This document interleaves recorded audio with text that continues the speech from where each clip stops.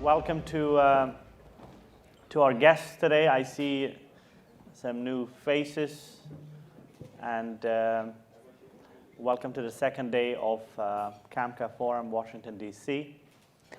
And we have about 45 minutes for this interview with Secretary Carlos Gutierrez. Ladies and gentlemen, we're very honored to have with us today Carlos Gutierrez, the 35th U.S. Secretary of Commerce during the second term of President George W. Bush. Born in Cuba, fled Castro regime at the age of 6, and moved to the United States, where his journey did not only transform from a refugee to a powerful cabinet member, but also from a delivery truck driver at Kellogg to the CEO and board chair of the multi-billion-dollar food company. He is an example of what is achievable in life, example of hard work, example of resilience, an example of self-confidence. He's currently the co-founder and chairman of EmPath, an organization focused on providing opportunities for innovation and growth for the global workforce. Or simply put, it's an effort to find more Carlos Gutierrez to address the challenges of our time and the ones ahead of us. Secretary Gutierrez, welcome to the CAMCA Forum. Thank you. Very generous. Thank you. Thank you. As a leader in today's turbulent time, what are the three things that keep you awake at night? So, as I mentioned, I worry about the economy because we are beginning to understand what is happening, and up until now, there was very little understanding. So, for example, if you take inflation in this country, we started saying inflation is transitory, which I've never heard before. So companies, organizations started to let their guard down, started thinking this is going to come and go because the Federal Reserve has told us it's transitory. That proved to be a false assumption. It's not Right. Inflation is rarely transitory. It doesn't go up and come down. And that has a lot of issues with it. How big of a recession do we get after we fix inflation? Did we wait too long? I think we probably did. So that whole area of the economy, inflation leading to recession, and because the whole world seems to be suffering the same symptoms, it could well be a global recession, and it probably will be. But I think people are beginning to see that is almost inevitable. And then I also worry about the discontinuity of relationships around the world. U.S.-China has collapsed from the standpoint of just having a relationship where once in a while you argue, but once in a while you collaborate. And I believe that we have united Russia and China. And As the United States. I can't say it's been on purpose, but that has been the outcome of having a problem with Russia and Ukraine, but continuing to criticize China in public. So, you'd think that the common sense would be, let's get closer to China to prevent this new block from taking place. But we've done just the opposite. And those two things, I think, are very big issues for the future. Is that a leadership question at the end of the day? Do we have the right leaders in the world today to address some of these, some of the very pressing challenges that you mentioned? You don't see too many. You see a lot of politicians, right? So I think the reason that, for example, President Biden has not gotten closer to China is because it's unpopular in the U.S. So is that leadership? It would be a good debate. And a lot of things that have not been done in foreign policy have not been done because they don't play well in the U.S. So our foreign policy is very much driven by our domestic policy, which I think is a problem. And I think, yes, it is a lack of leadership. That at some point, a leader has to say, look, you may not agree, but we're going to go this way. And in the end, elections will have to decide. Right. We have seen leadership failures in my case, in Afghanistan as well, just last year. And in so many other places, you mentioned the U.S. So leadership in today's world, you suggest, is something that is missing or is being drifted from addressing difficult questions of our time. Yeah, I think there are pockets of leadership, but if you take Europe, who leads Europe? And who is that 1, 2, 3 leaders who stand up and take a stand? And we've all, look at the history. There's de Gaulle, there's Churchill, there are many. No one seems to be stepping up. The U.S. is stepping up in a very mild way. So yes, there are 2, 3 strong leaders around the world. You probably say President Xi's a strong leader. But in terms of statesmen, they're going to sit down and solve this problem.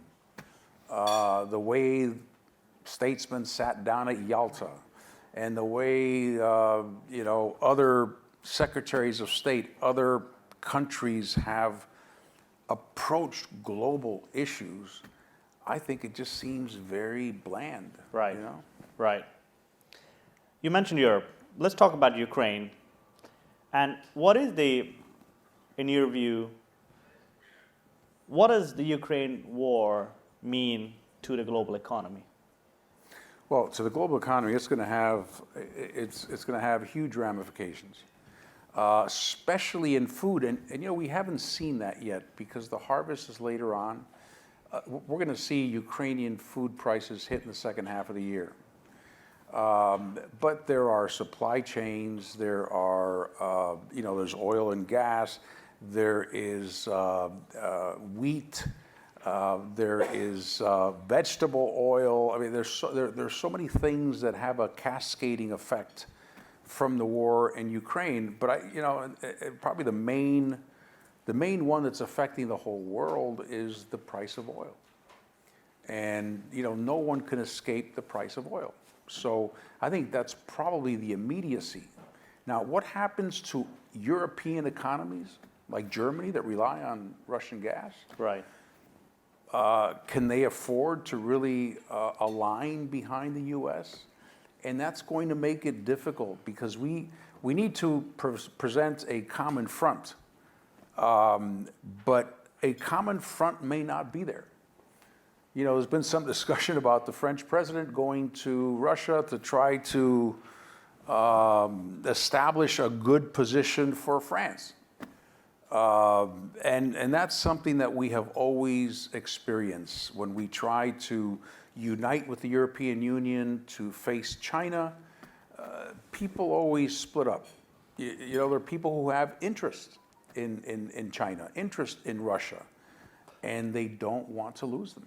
So you're saying that there are a lot of talks about unity against Russia, but you're suggesting there's also disunity in the transatlantic. I think the unity is fragile.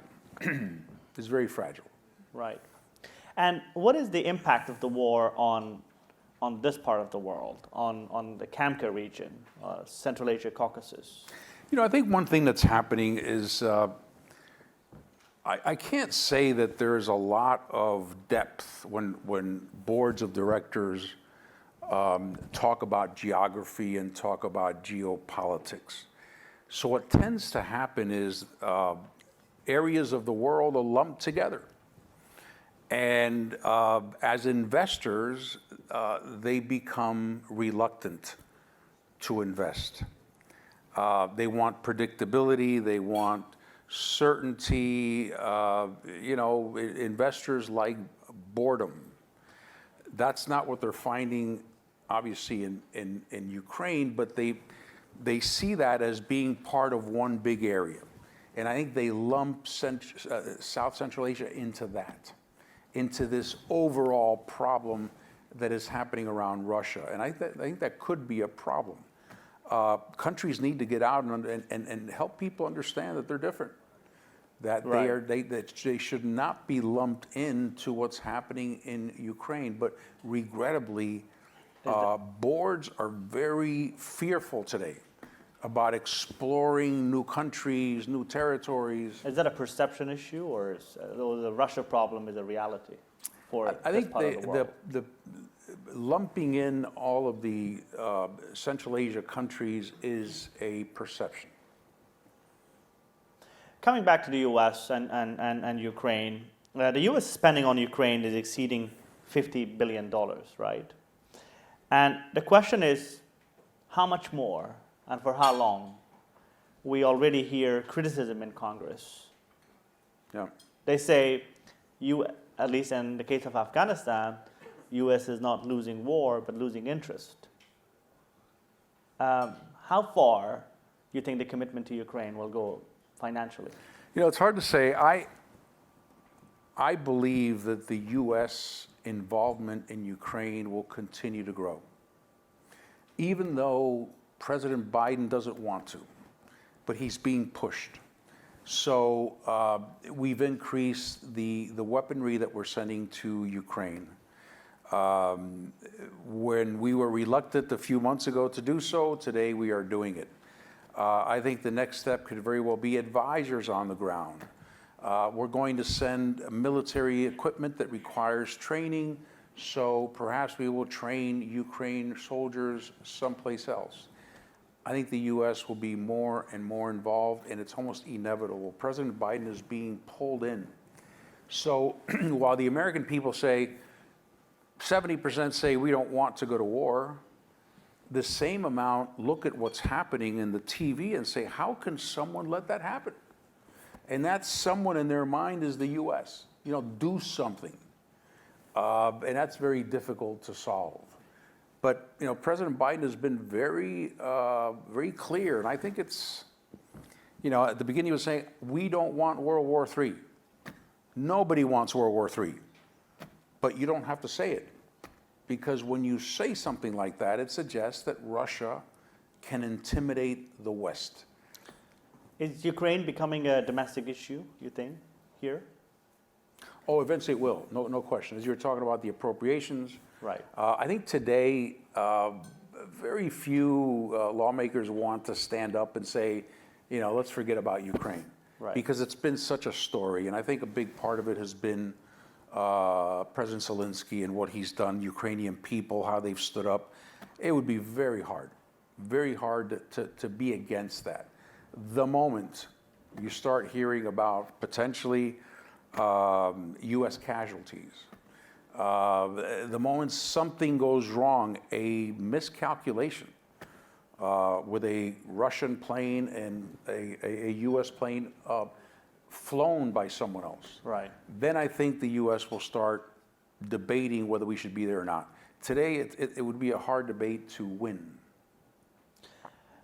On the other side of the rope, Russia, what would be the impact, the economic impact of the war on Russia? You think Russia will go bankrupt, won't be able to afford the war if it continues for another few months? I don't think so. And that's just my personal feeling. The Russians have been able to do something that's quite unique. They have isolated Russia mostly from the world economy. So, they're asking people to pay them in rubles. They have lost McDonald's. Well, they have a new McDonald's. A lot of the economic activity takes place inside of Russia. So what we're beginning to see is that there's a certain amount of self-sufficiency in the Russian economy. How long that will last, we still have to see that. But they have done a good job in economically isolating or taking down the dependence on the rest of the world. And in Iran too, right? When we talk about sanctions, and we talked about sanctions briefly yesterday on a panel as well. How much? And the argument was that sanctions are only relevant the day they're announced. How much these sanctions policies, particularly on Russia today, but historically from Iran to Cuba and all, were effective or have been effective? You know, I have evolved over the years and have watched a lot of sanctions, starting with Cuba. What tends to happen is they hurt the population. They don't hurt the people in power. And they give people in power the right to clamp down, because it's a way of saying we're being attacked economically. So we're going to clamp down on security. That happens in just about any place. There's a big concern today that the U.S. has perhaps overplayed its hand on sanctions. You know, there's so many extraterritorial agreements that take place with the U.S. If we'll have a trade agreement, but if you don't sell to this country, we won't do it. We'll have a trade agreement, but if you do sell to that country, we're not going to do it. And I think the world is getting a little tired of an imposition of laws that pertain to the U.S. If you want to invest in Cuba, you can go ahead and invest, but you'll lose your assets in the U.S. So it's a tremendous amount of influence. Are you saying that it isolates the U.S.? Well, I wouldn't say it isolates, but I think there's a certain resentment that can build up. I think we have to be careful. Right. I think this is not 50 years ago. I think we have to be careful, and we have to think through policies for the future. And we can't just continue to go back and do the policy of the past, sanctions. I don't think it's hard to mention or to think about one sanction that has actually toppled a regime. Some people talk about Libya, but it's very difficult, and it hurts the people. It doesn't hurt the governments. Right. Well, either sanctions or wars and wars. So the choices are sometimes not very easy. Yeah. Let's come back to CAMCA. I know there are a lot of questions about CAMCA here, and we'll open up to questions in a few minutes. Secretary Rumsfeld was apparently encouraging fellow cabinet members, including yourself, back in the days, to engage with Central Asia and Caucasus. And what do you remember about his pitch and your experience of working with this region? Well, you're absolutely right. When I was in the administration, it was Secretary Rumsfeld saying, go to Georgia, one time he said, go to Mongolia, go to Kyrgyzstan, just visit these countries. And the whole idea was this is post-Cold War, and they need friends. They need new friends, and we should be those new friends. So that was a big initiative that he had, and he saw it. He saw the reality that these countries would be left alone if the U.S. didn't try to build better relations, especially after the Cold War. So, and that's still relevant today. And you had personal experiences dealing with this part of the world when you were in the government? Yes, absolutely. And what do you recommend, or what's your advice to some of these young, promising businessmen and women here in the room, and business leaders in that region, that what they can do or should do to engage with the U.S., or their countries should do to engage with the U.S. government? Sure. I think that in the end, it's really the private sector that invests. that makes large investments overseas. The U.S. can make investments, and we know there are military relationships and things of that nature and aid. But what the private sector wants is clarity, predictability, especially of rule of law. So if I build a factory, I know that the law will be applied as written. And when they hear that a company goes overseas, they get in an investment dispute with the government, they lose, that scares investors because investors can go so many other places. I would say build a reputation for predictability, for rule of law, having countries where you can export, so you can build one factory and then export to many other countries. But it does start with the perception. And you know, today, there's so many things to think about that, if you ask an executive, your perception of Central Asia, well, Right. I think they have a very vague perception. Well, there are certain predictable things as well. Some leaders are there for decades, and Yes, yes. so there is a bit of a stability when it comes to that, or more frequent changes in the case of Afghanistan. What can you tell us about EmPath, Mr. Secretary? What is in it for us? Well, what we do, you know, for like 25 years, 30 years, companies, large organizations have wanted to measure the skills of their employees or skills. Run a company on the basis of skills. Today it's run on the basis of job descriptions, resumes, where did you get your degree, who do you know? It's all very subjective and very anecdotal. And up until now, the technology to be able to identify skills has not been available. It is today. How? So we can take information that is inside of a company, work product, using a very unique algorithm, we can infer the skills of an employee. It's incredible, the accuracy, because we ask the employee, are these your skills? During a test pilot. At the beginning, the accuracy is about 70%. After 4 or 5 waves of the pilot, it's 95%. So if you start thinking about what does a company look like when you have an inventory of skills for every employee, well, every employee can have his or her development plan. You don't have to send an employee to the same course as 1,000 people, whether they need it or not. And how do you assess that? You put chips in their bodies, or? No, we take signals from written word. So I'll explain. I'm not a technologist, but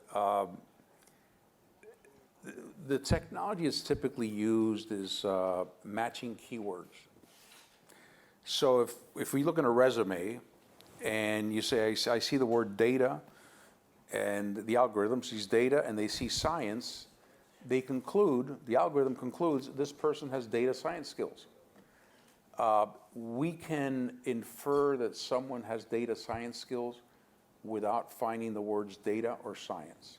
So we use semantic similarity. We analyze language and we interpret that language with incredible accuracy. And it's just the evolution of machine learning, the evolution of artificial intelligence.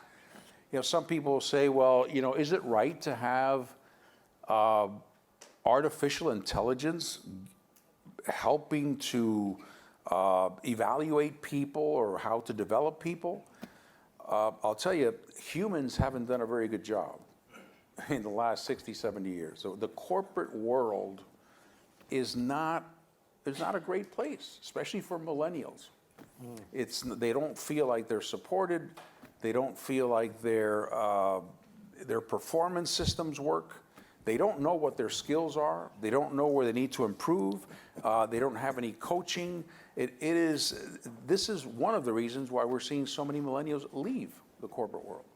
It's just not a friendly place. We think a focus on skills empowers the employee. It creates a learning organization. It becomes a skills-based meritocracy. So instead of saying, I got a degree at Harvard, that's it, I'm set.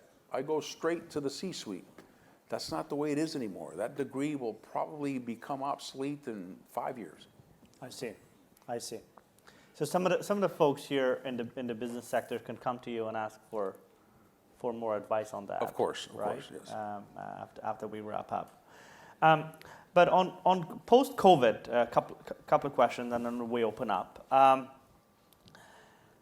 If we are post-COVID, what are some of the top global economic challenges that worry you? And if there are any opportunities at hand today, post-COVID, that one can tap into?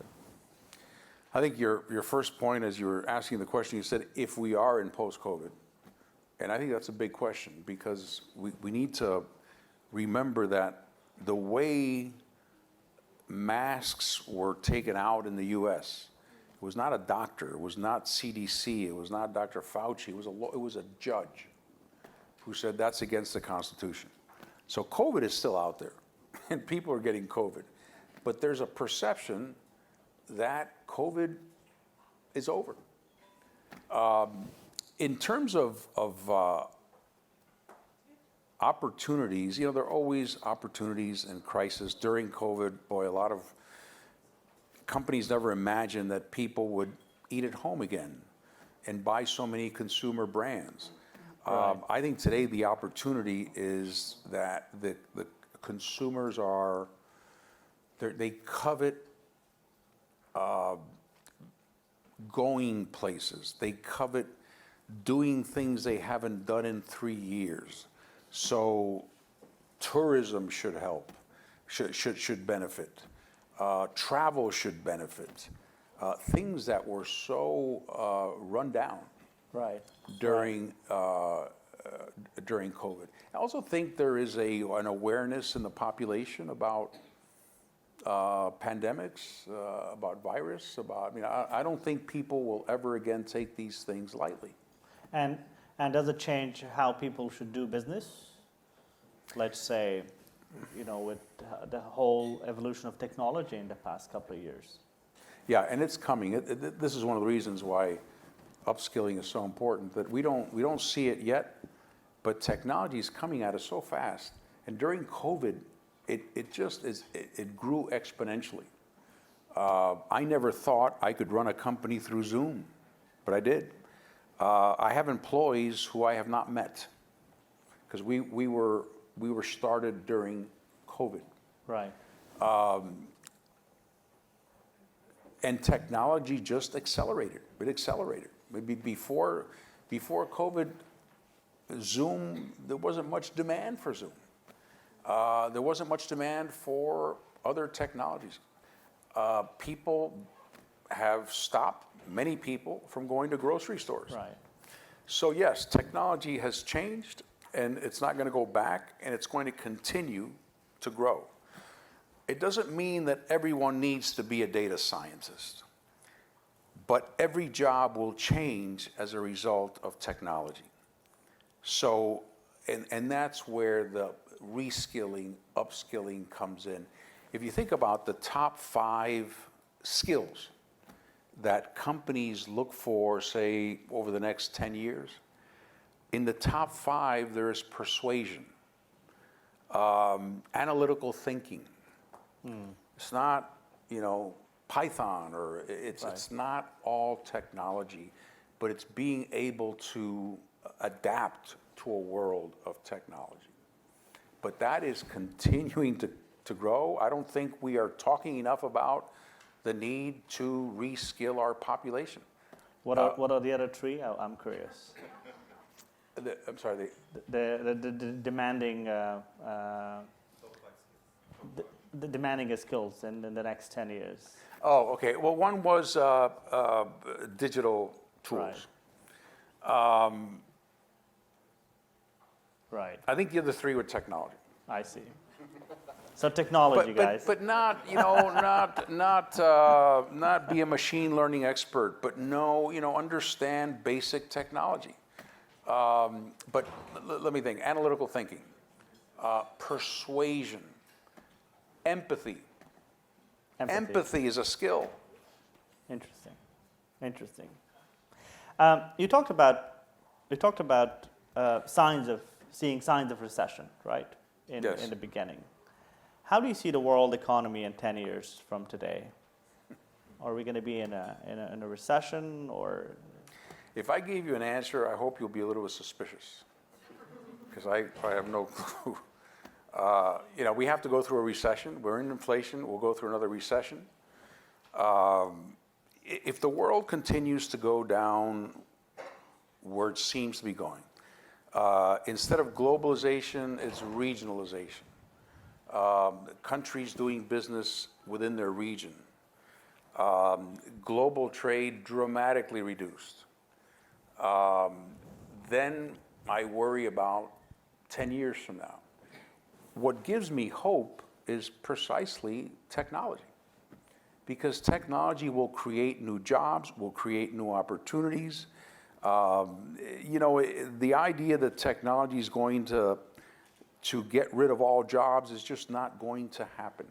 I see. And so that for me adds a lot of optimism. The technology that will help quality of life, it will create jobs, it will cost some jobs. Right. But that's where you have to make retraining a national priority. And the regionalism that you mentioned, what would that mean to the U.S. global leadership? Well, the U.S. has been global. So the U.S. Operates regionally in North America. It operates in Europe. Where the problem is in Asia. And right now, the U.S. runs the risk of almost getting locked out of Asia. So China, That is a problem for the U.S. or for Asia? it's a problem. It's a problem for the U.S., for U.S. companies. So if a U.S. company doesn't have a plant in a country in Asia, they can't, they're not part of these agreements. RCEP is an agreement led by China. So what China is doing is uniting Asia based on Chinese rules. Right. The U.S. had something called TPP, which was the U.S. plus 11 countries, Japan, Vietnam. It was a very strong trade agreement. It was President Trump canceled U.S. participation. President Biden hasn't gotten back in. I see. So, what are we going to do about Asia? And there's talk about the Quad and India and Australia, and that's nice. It's very interesting, but that's not scale in Asia. So Right. that's probably our, geopolitically, commercially, in 10 years, we need to have our act together in terms of Asia. I know we're running short on time. A couple of personal questions. You have a fascinating personal story, life story. What if you had not come to the U.S. at the age of 6? You think about that? Sure. If I had stayed in Cuba? Right. I don't know. I mean, perhaps if I had stayed in Cuba, maybe I would be a revolutionary. Huh? Baseball player. Yes. But only if I can come to the U.S. to play with the Yankees. But, you don't know. It's like, what would it have been if I were growing up and there was this revolutionary fervor? Every young person had to be involved. There was excitement. There was hope. Yeah, I would. And if I stayed there, maybe I would be part of the system. It's hard to. That's why it's important to understand where people stand, put yourself in their shoes. If they grow up in that system, they are part of that system, and their choice is to be successful in that system or not be successful in that system. So if I would have stayed in Cuba, I don't know what I'd be today. I don't think I'd be in business, that's for sure. And how do you describe your feelings and your connections with your place of birth now? Now is the key word, because I spent a lot of time being a hardliner. I grew up in a hardliner house, and I learned the talking points at the dinner table. You know, it was just, everything was, very harsh criticism of Cuba. When Secretary Kerry went down, and I did Cuba policy for President Bush, and it was a very hardline policy. When President Kerry went down, Secretary Kerry to open up the embassy, I went down. Right. And I hadn't been down there for, I don't know, 50, 55 years, something like that. I didn't know what to expect, right? I didn't know if I could be mad, sad, paranoid. So we got in late at night. In the morning, I woke up, I opened the curtains, I looked out, and I felt joy. It's like I've been here before. I was born here. I feel the air, the environment. It just feels familiar. That's one of the examples where I saw how sanctions don't work. Because if the sanctions are placed on a country, then the people have to depend more on the government. So we're just pushing people into the government. We don't see that. But I became then the chairman of the U.S.-Cuba Business Council. I went down with President Obama. And I've been down, I don't know, more than 15 times. And my last question, to a group like this, what would be your top 3 do's and top 3 don'ts? I know Rumstead Fellows are good note takers, and you may have probably said that to them in your previous meetings. Well, do's, I'm reluctant to say have a vision, because vision is overused, but I think you should have a view of yourself in 20 years. And I'm talking about literally. What do you look like in 20 years? Are you sitting behind a desk? Are you doing something else? Or what do you see yourself doing? And it's remarkable how, when you have that kind of clarity, how things actually happen, because you know what choices to make. I think what I always tell people is that in the end, your success will come from people. So people push you up. And what I've seen is, people who make it 70% of the way, 80% of the way, that difference is their relationship with people.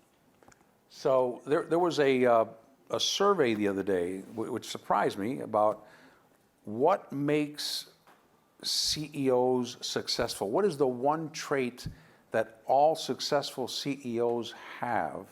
And it's likability. People want to like you. They want to see you as a human being. They want to see you vulnerable. So, people. And then the other thing I would say is take risks on opportunities. My own personal policy was always say yes. So if they said, hey, look, we have this assignment that you'll probably fail, but okay, I'll do it. And it was just a way of constantly trying new things, exposing yourself. I remember one time I was called into the president's office. I was 28 years old, and they said, look, we're opening a plant in South Korea. And we would like to know if you are interested in putting your name on the list. So please go home and think about it and talk to your family and come back Monday. And I said, no, I don't need to do that. The answer is yes. And I didn't get the job, somebody else did. But I got credit for saying yes. I got credit for being aggressive, being willing to take chances and take risks. And the don'ts? Oh boy, the don'ts. It's not about you. It's about something bigger. People are not going to follow you if it's about you. And people notice that very, very, very quickly. So a leader who believes in the country, a leader, I mean, President Zelensky, he could have left. He believes in something bigger than himself. And I think it's that idea. Right. The other thing I would say is be a person of your time. And over the years, I've learned that. And to a certain extent, there was a time in my life when I was a person of my father's time, because I learned from him what he learned. And he would say, this is good and this is bad. And after a while, you realize times change, things change. And our responsibility is to be a person of our time and not of times past, which I think happens quite often. And I think that's why we have so many divisions in Congress, that, you know, people congressmen learn their talking points at the dinner table when they were 6 years old.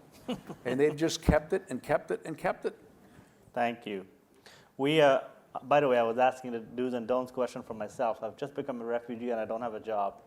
So. Be aggressive. I think we have time for a couple of questions. I would probably, 3 minutes, noted. Maybe ladies first today to compensate for yesterday, if there are any. Otherwise, then no complaints. Yes, our friend from Azerbaijan. Yeah.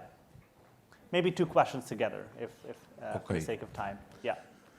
My name is Arhan. I'm from Azerbaijan. I have some connections with chess, and I remember in 2007 you met with Susan Polgar. That time you decided to support the chess.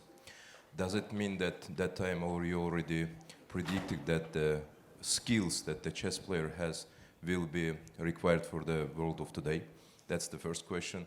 And my second question, I am personally very touched with your personal story. May I ask you for a couple of mentorship sessions for me personally? Oh, wonderful. I'll give you my card. We can set up a Zoom call. By the way, I don't know if you saw, did you see last week's race in Baku? Of course. That was amazing. That was, the first question, can you repeat that? Yes, in 2007 you met with Susan Polgar, the chess grandmaster, and that time you supported the idea to support the chess players. And you were also one of the sponsors to organize the chess tournament among the government officials in the United States. Does it mean that that time you already predicted that the skills that chess player has will be required for the world of today? Yes, I wish we all had more chess playing skills. I sometimes say that sometimes we play checkers instead of playing chess. And you know, I think playing chess is nothing more than strategy, but also what is the other person going to do? And that's where we often, well, I mean, the Russia invasion by Putin failed because of that. You know, what is the other side going to do if I make this move? And I think the masters are, you know, they can see 3, 4 moves, and but in terms of playing chess, Putin thought NATO will be divided, Ukraine won't fight, and Europe will be divided.